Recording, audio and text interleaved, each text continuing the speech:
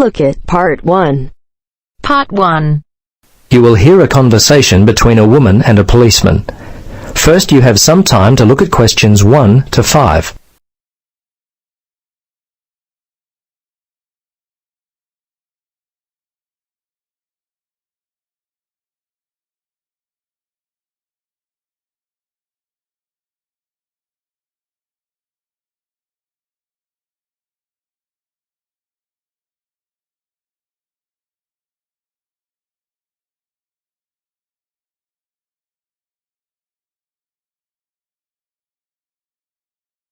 Now, listen carefully and answer questions 1 to 5. Hello, Sergeant Rhodes speaking. Can I help you? Yes, hello.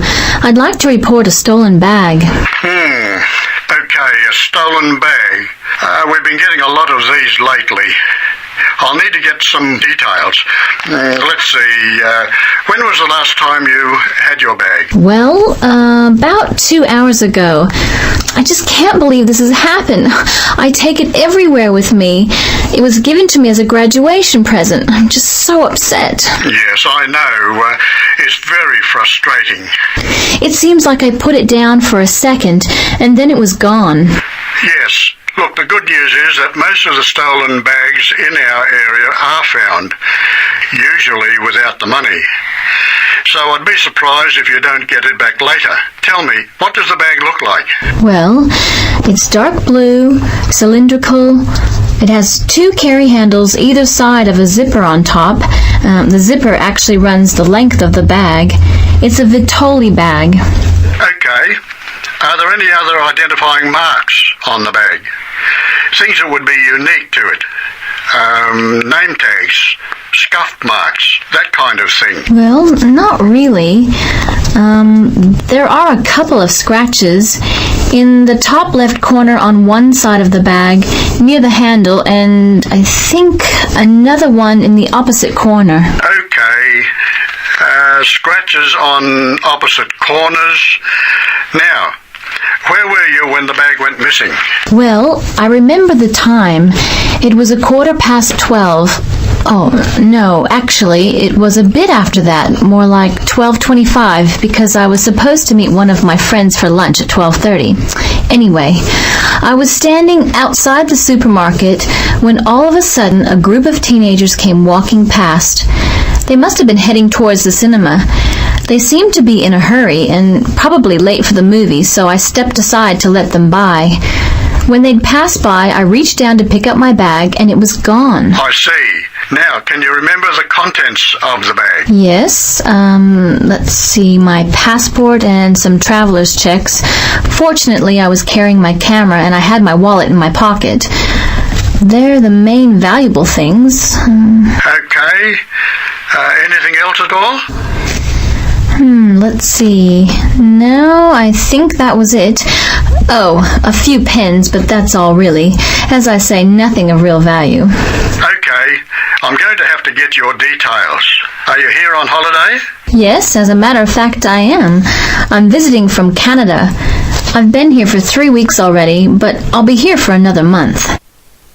Before you listen to the rest of the conversation, you have some time to look at questions 6 to 10.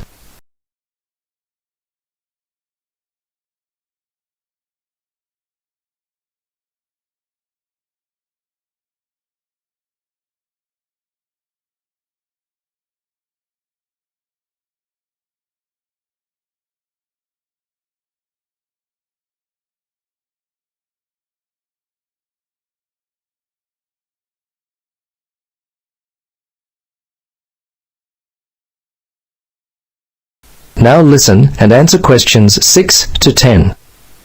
Now, have you contacted your credit card company? Yes, I did that immediately. They were very helpful. I still can't believe this could happen to me, and while I'm supposed to be enjoying myself on holiday. Yes, it's a real disappointment, whether you're on holiday or not. Thieves strike when you least expect it. Anyway, I need to take down your particulars. What's your name then? Yes, my name is Helen Reddy. That's Ready. My address is Well, the place where I'm staying here is The Palms, Unit 14, 75 Paradise Avenue. Okay, I may need your home address in Canada, but I'll get that more towards the time you're going to leave. What about the telephone? What number will I be able to reach you on? Yes, it's 455-91332. Okay, 455-91332. And how much do you think the bag and contents are worth? Well, it's not really a big cost. Probably only $100. It's the inconvenience of it all. I understand. Look, we have a lot of lost or stolen property recovered daily. Come by the station tomorrow and have a look. As I said, there's a high chance that we'll get the bag back. Your passport at the very least. Okay, thanks for your help. See you tomorrow then. Bye. Yes, bye. That is the end of part 1. You now have half a minute to check your answers.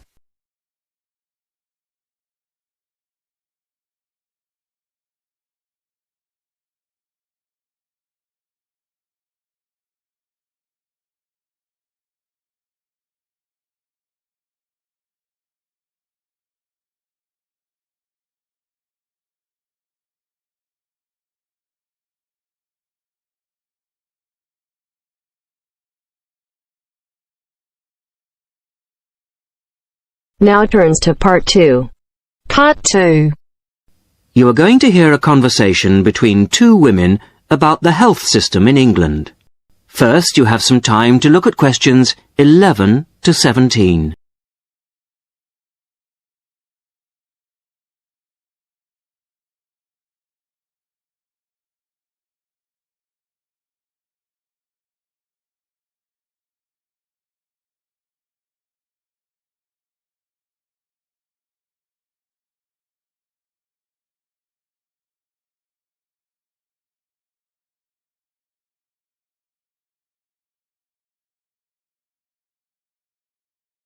Now listen to the first part of the conversation and answer questions 11 to 17. Hello, Mrs. Sutton. Come in. How are you settling in next door? Have all your things from Canada arrived yet? I thought I saw a removals van outside your house yesterday afternoon. Yes, they came yesterday. We spent all day yesterday arranging them. It's beginning to feel a bit more like home now. Oh, that's good. Look, come in and sit down. Are you all right? You look a bit worried. Well, I am a bit. I'm sorry to bother you so early, Mrs. Smith, but I wonder if you could help me. Could you tell me how I can get hold of a doctor? Our daughter, Anna, isn't very well this morning, and I may have to call somebody out. She keeps being sick, and I am beginning to get a bit worried. I just don't know how the health system works here in England. All I know is that it's very different from ours back in Canada. Well, I don't know really where to start. Let me think. Well, the first thing you have to do is find a family doctor. Sometimes we call them general practitioners as well. Right. And register with him or her. If you live here, you've got to be on a doctor's list. If you're not, things can be a bit difficult.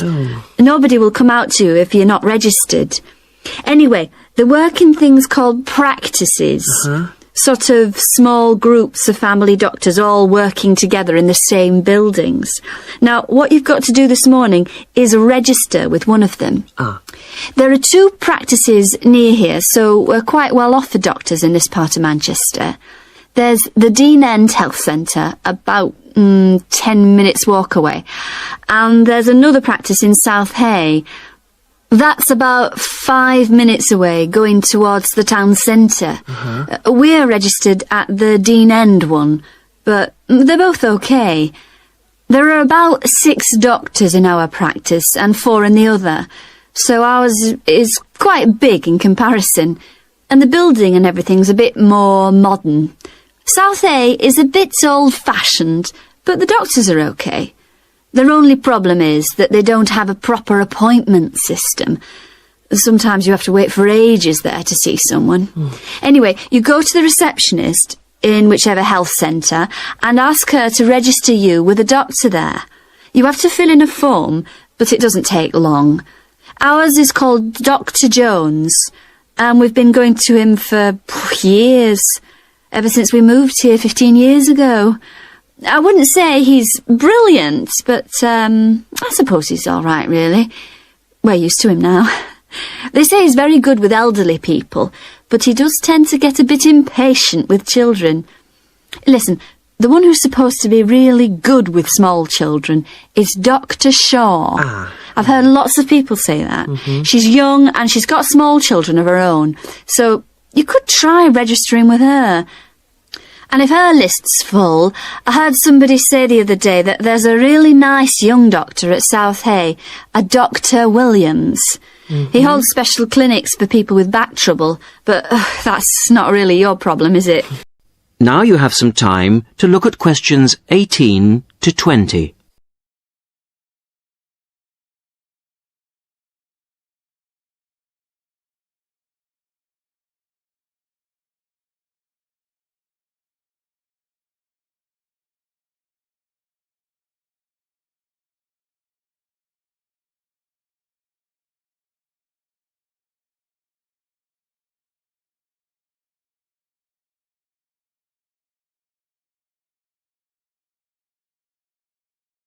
Now listen to the rest of the conversation and answer questions 18 to 20. If you want a doctor to visit you at home, you have to ask for a home visit. You're supposed to do that before 10:30 in the morning, but obviously if it's an emergency, you can phone at any time, night or day. It might not be your doctor that comes, though. It's quite often one of the other doctors in the practice. It doesn't really seem to make much difference. Right. Otherwise, you make an appointment to see your doctor at the health centre. You usually get seen the same day. Not always, of course, but usually, as I say. They hold surgeries between 9 and 11:30 every weekday, and from 4 to 6:30 Monday to Thursday. Saturdays are only for emergencies. I see. When the doctor sees you, he gives you a prescription. He writes what medication you need on it, and you take it to a chemist's shop. There's one opposite the centre. If it's for a child under 16, you don't have to pay, so if it's for Anna, there's no problem. The same thing goes if you're unemployed or retired, or if you're pregnant. Just as well, because it's not cheap. You pay the same price for each item the doctor has prescribed. At the moment, it's something like £5 per item.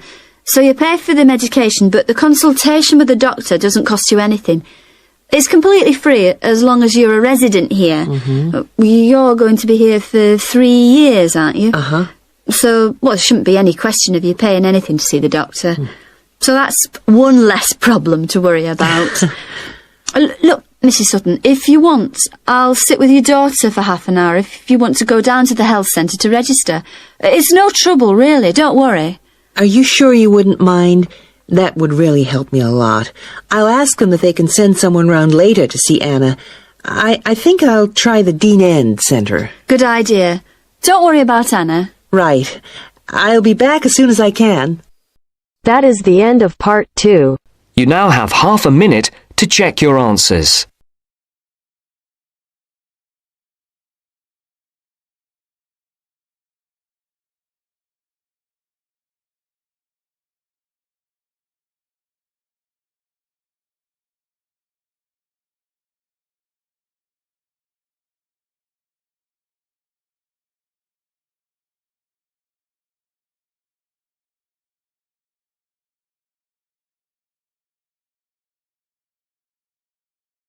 Now turns to part 3. Part 3. You will hear two students, called Richard and Shirley, discussing the information they have collected so far for a group project. First, you have some time to look at questions 21 to 26.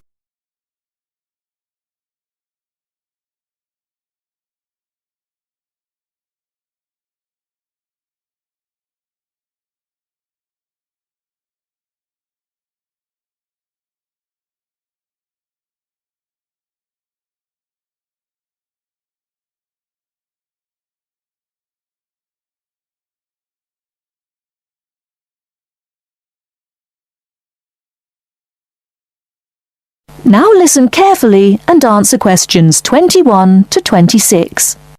Hi Shirley, glad you could meet me at the weekend to talk about the research we have to do on energy. Yes, Richard. I think it's important that we stay focused on the specific area of our research, energy consumption. Did you know that the demand for electricity is growing faster than coal, oil and gas can supply it? Yes, indeed. Coal and oil, which I discovered are also known as fossil fuels, could have disastrous effects on world climate. My research supports you. I also found out that the weather could be affected by global warming. However, a range of fuels are used around the world. Did you know that the most common fuels are the fossil fuels, with oil accounting for almost half at 45%? Coal and natural gas are equal next at 20%, with nuclear power being the lowest at 7%. Other sources of energy are also near the bottom at 8%. Before the final part of the conversation, you now have some time to look at questions 27 to 30.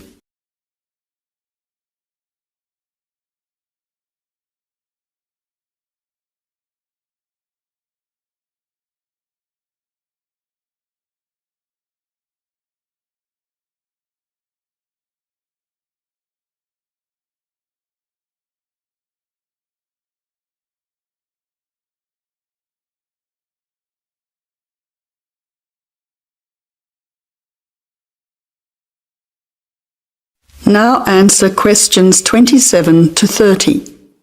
That information will be useful when we look at the different energy sources in detail. We also need to look at the pros and cons of each type of energy.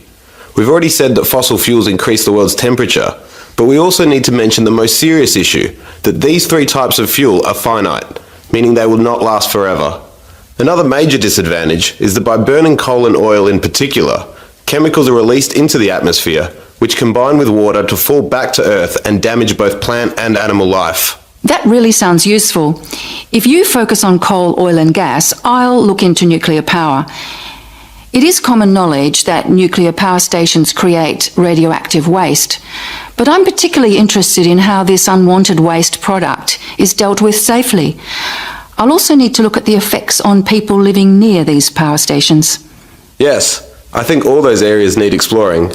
Do you think I should also look into renewable energy sources, such as wind and sun, energy that never runs out? Don't you think it's an important area to consider? Yes, but I don't think I'll have enough time to look at it in enough detail. I also agree that we have enough to focus on until our next group meeting. So to finish, you could find some information on the advantages of fossil fuels, and I'll give you the facts that I have already on coal, oil and gas. We don't need to look into other energy sources because I'll get more details on the nuclear industry. That's great. See you in 2 weeks' time. That is the end of part 3. You now have half a minute to check your answers.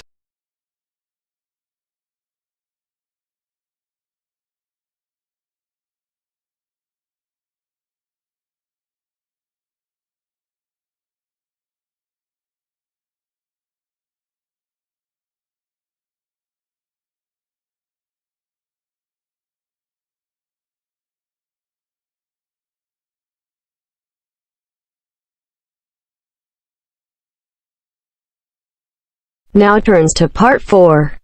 Part 4. You will hear a postgraduate psychology student talking to other students about a job satisfaction study he has investigated. Before you listen, you have some time to look at questions 31 to 40.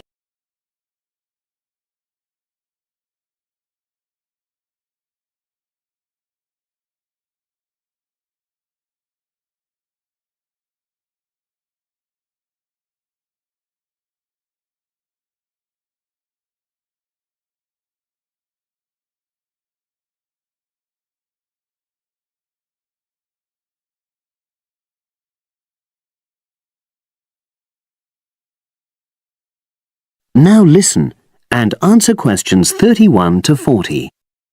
Good morning, everyone. For my presentation today, I'm going to report on an assignment that I did recently. My brief was to analyze the methods used in a small study about job satisfaction, and then to make recommendations for future studies of a similar kind. The study that I looked at had investigated the relationship between differences in gender and differences in working hours and levels of job satisfaction amongst workers.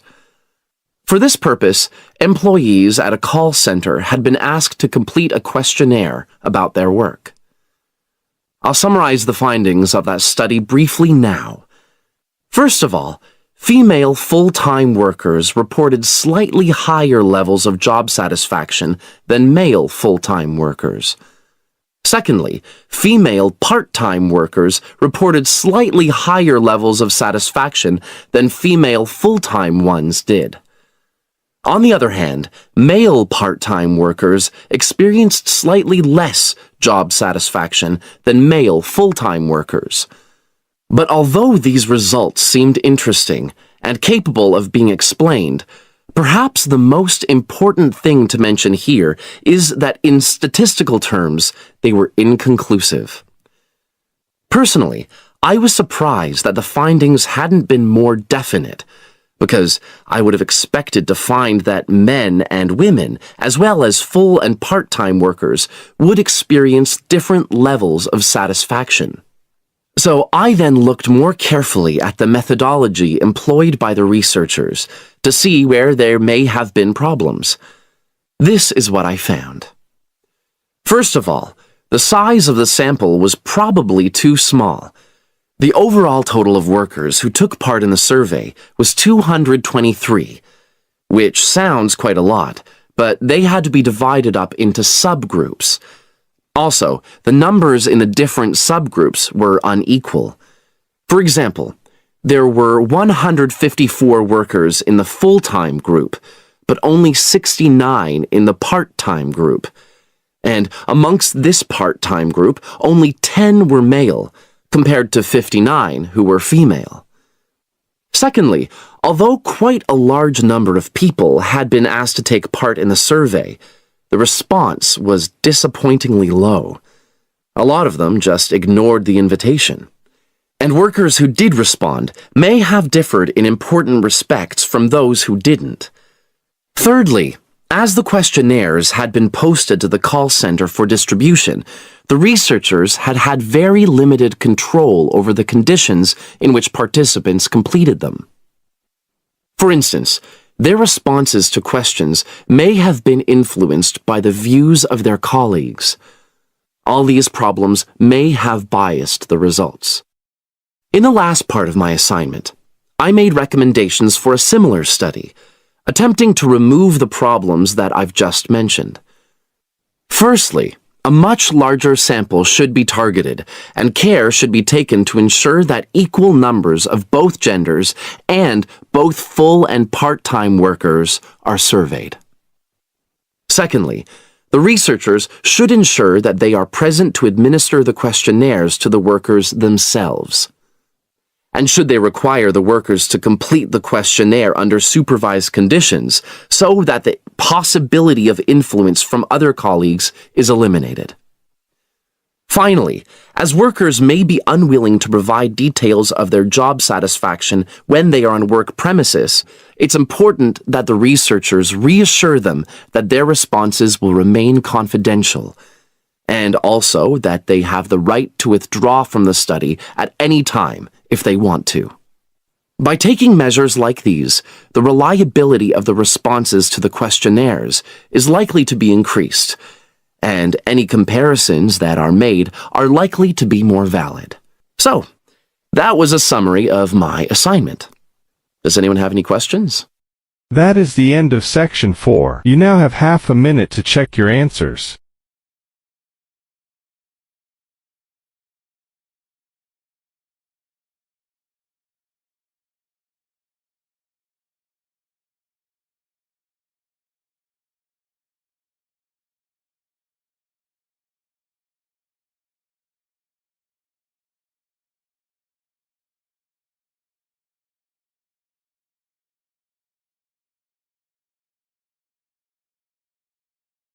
Okay.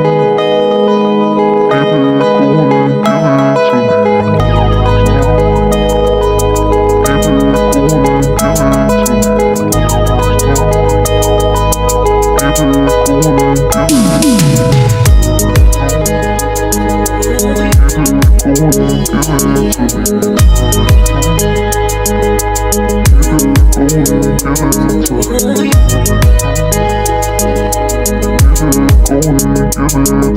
me.